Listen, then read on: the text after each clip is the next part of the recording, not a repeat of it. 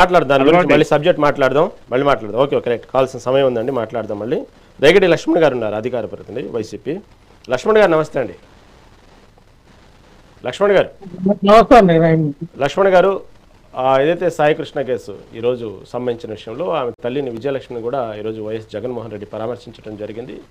ఆ సందర్భంగా ఈ సాయికృష్ణ కేసు చెలికి మొత్తం రాష్ట్రం మొత్తం దీని ఒక పార్టీలకు ఒక ఫిస్టేజ్గా మైలేజ్గా ఆధారపడ్డట్టు పరిస్థితులు అయిపోయినాయి.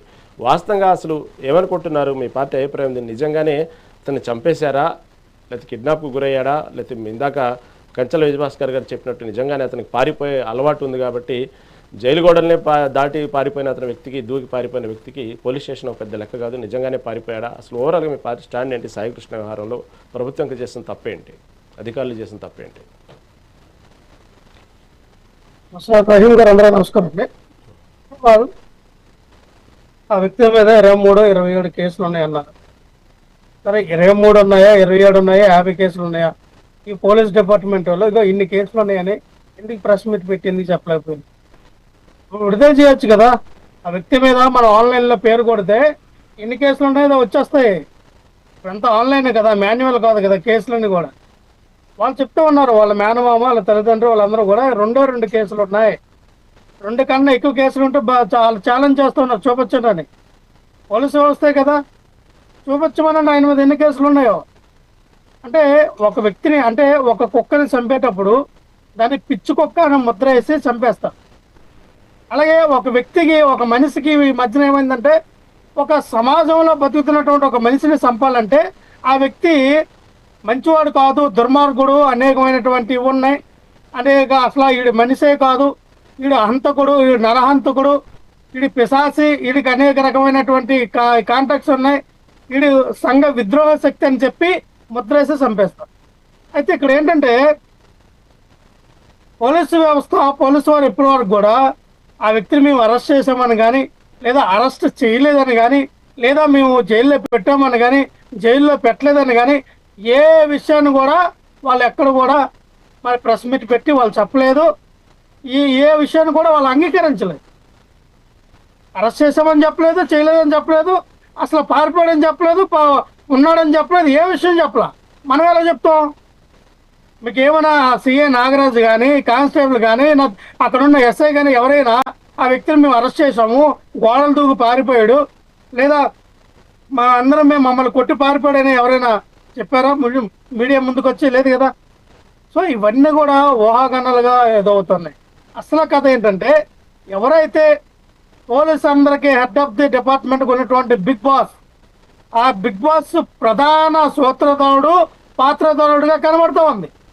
ఎవరైతే ఎంటైర్ ఆంధ్రప్రదేశ్ రాష్ట్రానికి బిగ్ బాస్గా ఉన్నటువంటి ఒక పెద్ద తలకాయ, దీంట్లో ఎవరైతే ఈ పిల్లి సాయి అలియాస్ సాయి కృష్ణ ఎవరైతే ఉన్నారో ఈ వ్యక్తిని టాస్క్ ఫోర్స్ ద్వారా అరెస్ట్ చేసి తీసుకెళ్ళి బలమైనటువంటి ఒక కేసులో నువ్వు ఒప్పుకోవాలి.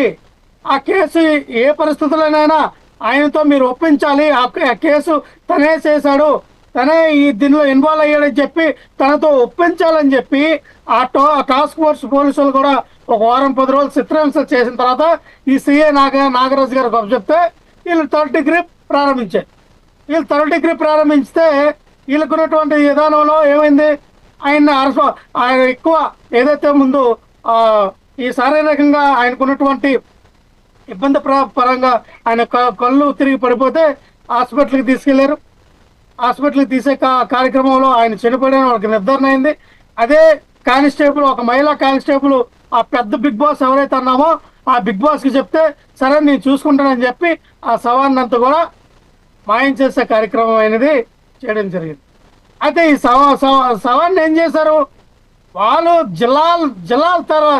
జిల్లా దాటిపోయింది, అది కృష్ణా జిల్లా, ఇంటీరియర్ జిల్లా దాటిపోయి పక్క జిల్లాకి వెళ్ళిపోయి మొత్తం ఆయన్ని ఖననం చేసి ఆ అస్థిని కూడా ఏం చేశారో కూడా తెలియని పరిస్థితుల్లో పెట్టారు. ఈ రోజున ఇంత జరుగుతుంటే కులాన్ని తీసుకొచ్చారండి, ఆయన కాపండి, ఆయన ఇదండి, అలా మాట్లాడతారేటంటే గతంలో ఎన్నో ఆంధ్రప్రదేశ్ రాష్ట్రంలో ఎన్నో హత్యలు జరిగితే, లేకపోతే ఎన్నో రకమైనటువంటి క్రిమినల్ యాక్టివిటీస్ జరిగితే దానికి కులాన్ని ఆపాదించి మాట్లాడింది కూటమి ప్రభుత్వం కాదా అని అడుగుతా ఉన్నా. ఆ రోజున డాక్టర్ సుధాకర్ గురి ఏ కులం అని మీరు మాట్లాడారు, ఇప్పుడు కూడా మాట్లాడతారు కదా. డాక్టర్ సుధాకర్ దళితుడు దళితుడు దళితుడు. డాక్టర్ సుధాకర్ దళితుడని మీరు ఎందుకు మాట్లాడాలా? డాక్టర్ సమ్ XYZ ఎవరో చనిపోతే మీ కులాన్ని ఎందుకు తీసుకొచ్చి ఆపాదించాలి మీరు? మరి ఆ రోజు మీరు కులం మాట్లాడిన వాళ్ళు ఈ రోజున ఈ వ్యక్తి గురించి కులం మాట్లాడితే ఎందుకంటే నొప్పి మీకు? ఎవరో ఒకరు ఏదో కులంలో పుడతారు కదా, ఆ కులంలో తన సామాజిక వర్గం గురించి పలానా కులానికి సంబంధించిన వ్యక్తి చనిపోయారని సాధారణంగా మాట్లాడతారండి. మీరు రాజకీయాలు చేస్తారు, మీరేమో మీకు నచ్చినట్టుగా మాట్లాడతారు, అవి తప్పు కాదు. వైఎస్ఆర్ పార్టీ నుంచి మాత్రం ఇటువంటి సందర్భాలు కానీ ఇటువంటి విధానాలు కానీ అయితే మాత్రం కులాన్ని రచ్చగొట్టి కాపుల మధ్య రచ్చగొట్టి కార్యక్రమాలు చేస్తూ ఉన్నారో మాట్లాడుతారు. లక్ష్మణ్ గారు, అసలు సాయి కృష్ణనే ఎందుకు వీళ్ళ దృష్టిలో పడ్డాడు? టాస్క్ ఫోర్స్ పోలీసులు కానివ్వండి, ఇటు సిఐ నాగరాజు విషయంలో అసలు ఏ కేసు విషయంలో అతను విచారించాలనుకున్నారు? ఏ కేసు విషయంలో మీరు అనవసరంగా మీరు చెప్పినట్టుగానే ఒప్పించడానికి ప్రయత్నం చేశారు? అసలు సాయి కృష్ణ అనే వ్యక్తి వీళ్ళ దృష్టిలో ఎందుకున్నాడు, డిపార్ట్మెంట్ దృష్టిలో?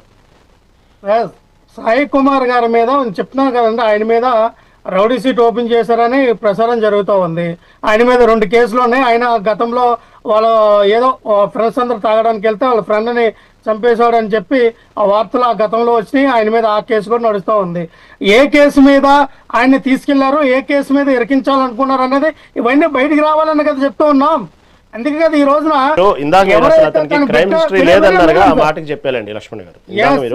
ఇవన్నీ కూడా కోర్టుకి సబ్మిట్ చేయాలి పోలీసు వారు. ఎందుకంటే హఠాత్తుగా సిఐ నాగరాజు గారిని సస్పెండ్ చేయాల్సిన అవసరం వచ్చింది సీఎం గారికి. సీఎం గారికి ఆక్రోశం, ఆవేదన, ఆగ్రహం, కోపం. ఆంధ్రప్రదేశ్ రాష్ట్రంలో ఏం జరిగినా ముందు ఈ పచ్చ మీడియా, ఈ పచ్చమంద, ఈ యొక్క క్రిటిక్స్, వీళ్ళకున్నటువంటి ఎవరైతే ఈ యొక్క పచ్చ మంది ఎవరైతే ఉన్నారో వాళ్ళందరూ కూడా చంద్రబాబు నాయుడు గారికి కోపం వచ్చింది. దేని మీద కోపం వచ్చింది? చంద్రబాబు నాయుడు గారికి ఆవేశం, ఆక్రోశం వచ్చింది. ఇవే రాస్తారు. ఆయనకేం రాదు, కానీ ముందుగానే ఇల్లుకున్నటువంటి ఈ యొక్క పచ్చ మీడియా ద్వారా, పత్రికల ద్వారా ప్రసారం చేస్తాం. సరే, ఒకటి సార్, ఒక వ్యక్తిని చంపే హక్కు ఎవరికి లేదు. అది ఎవరికి లేదు. ఆ వ్యక్తి మీద కేసులు ఉండొచ్చు, ఆ వ్యక్తి మంచోడు కాకపోవచ్చు. ఆ వ్యక్తిని తీసుకెళ్ళి మీరు సబ్మిట్ చేయండి, కోర్టు వారు చూసుకుంటారు కదా. ఆ వ్యక్తికి యావజ్జీవకాల శిక్ష ఇవ్వాలా, నాతో ఇంకో శిక్ష ఇవ్వాలి, ఏటైనా కోర్టులో చూసుకుంటారు. చట్టాన్ని మనం చేతిలో తీసుకొచ్చి ఈ రోజున సాయి కృష్ణ అయిపోయాడు, ఇంక రేపొత్తున ఇంకొకరు అవుతారు, రేపొత్తున ఇంకొకరు అవుతారు. ఇలాగ మనుషులు చంపుకొని వెళ్ళిపోతారా? అధికారం మన చేతిలో ఉంది, బలం మన చేతిలో ఉంది. అధికార దర్పాన్ని మనం వినియోగించుకొని ఏదైనా చేయొచ్చని ఈ ధోరణి మంచిది కాదన్న ప్రజాస్వామ్యంలో, రాజ్యాంగబద్ధంగా నడిచే ఈ వ్యవస్థల్లో. నేనేమంటానండి సార్, ఎవరైతే ఆ బిడ్డడు కనబడలేదని తన తల్లి ఏపీఎస్ కార్పొరేషన్ ద్వారా మరి కోర్టులో వేస్తే, హైకోర్టులో, అప్పుడు ఇదంతా కూడా డొంకంత కదిలింది. మళ్ళీ ఈ రోజున అదే కోర్టు ఏం చెప్తా ఉంది, ఆ వ్యక్తి మీరు తీసుకొచ్చిన రోజు నుంచి ఇప్పటి వరకు కూడా ఏవైతే సీసీ ఫుటేజ్లు ఉన్నాయో, ప్రతి సీసీటీవీ ఫుటేజ్ సిఐ నాగరాజు ఎవరెవరితో మాట్లాడారు, ఆ యొక్క కృష్ణలంకలో ఉన్నటువంటి పోలీసులు ప్రతి ఒక్కరు కూడా ఎవరితోనో మాట్లాడారు, వాళ్ళ డేటా, సాయి కృష్ణ ఎవరితోనో మాట్లాడారు, వాళ్ళ డేటా, వాళ్ళ ఫోన్ కాల్స్ మొత్తం కూడా రేపు 29వ తారీఖున మరి హైకోర్టుకి సబ్మిట్ చేయాలని చెప్పి ఈ రోజున హుకుం చేసింది. ఖచ్చితంగా లక్ష్మణ్ గారు, సమయం చాలా ఉంది, మాట్లాడదాం. లక్ష్మణ్ గారు, ఒక్క నిమిషం సార్, అయిపోయింది సార్, ఒక్క నిమిషం సార్. నేనేమంటాను సార్, ఇక్కడ ఆ యొక్క ఎవరైతే ఉన్నారో ఆ వ్యక్తిని వీళ్ళు కారణం చేసి వీళ్ళు రాజకీయ సార్, ఎంత దారుణం సార్. ఒకవేళ మీరు చంపేస్తే ఆ బూడిదైన ఇవ్వండి సార్ అని అడుగుతూ ఉంది కన్న తల్లి. సార్, కొడుకు మంచివాడా చెడ్డాడా పక్కన తల్లిదండ్రులకి అవే ఉంటాయి సార్. ప్రేమ ఒకటే ఉంటుంది తల్లిదండ్రులకి. ఆ కొడుకు మంచోడైనా, ప్రయోజకుడైనా, కఠినమైన ఎవడైనా సరే ఆఖరి చూపైన చూసుకోవాలి నా కొడుకునని ఒక ఆలోచన ధోరణి ప్రతి ఒక్క తల్లిదండ్రులకు ఉంటుంది. ఎందుకంటే మన మనసులో మనం ఆ మానవులం కాబట్టి. సో దానికి కూడా ఈ రోజేమో ఈ యొక్క ఎవరైతే సిఐ నాగరాజు గారు నిన్న లేటెస్ట్ ఒక వీడియో వచ్చింది, క్రాంతి కుమారు వీడియో, సెల్ఫీ వీడియో తీసుకొని, నేను మాదిగ కులంలో పుట్టడం తప్పు చేశాను, పద్దాక ఈ యొక్క కృష్ణలంక సిఐ ఈ నాగరాజు నన్ను తీసుకెళ్లి రోజు నన్ను వేధిస్తూ ఉన్నాడు, గత 3 సంవత్సరాలుగా నన్ను వేధిస్తూ కొడుతూనే ఉన్నాడని చెప్పి ఇప్పుడు అదే